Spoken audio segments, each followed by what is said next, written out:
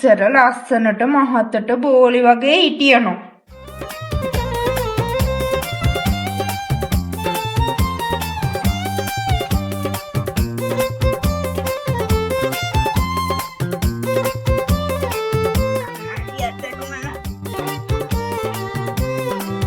Rupika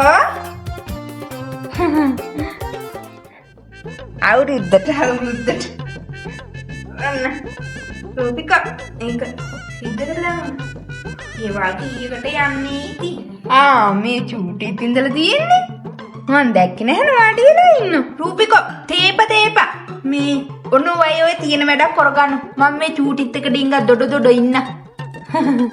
දැන් මොකද දරුව කරන්නේ? විභාග ලියලා ගෙදරටම වෙලා ඉන්නද කල්පනාව? මොකක් හරි කෝස් එකක්වත් බලලා කරා නම් හරිනවා. ඇයි දැන් කෙට්ටු වෙලා? කන්නේ නැද්ද? හරියට මැස්ස දීලා වගේ. දැන් ඉතින් ලොකු කෙල්ලෙක් නුනේ. හොඳට උයන්න එහෙම පුළුවන් ඇති නුනේ. මක්කයි. දැන් හැදෙන ළමයි වියන්නේ ඉතින් YouTube බලන්න. අනේ අපේ මොකෝ ඕව නොතිබුණා නම් එහෙම දැන් හැදෙන උයයි ඉතින්. කුණ්ඩේ කැපුවා.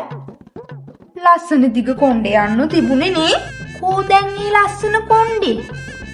අනේ මක්කයි.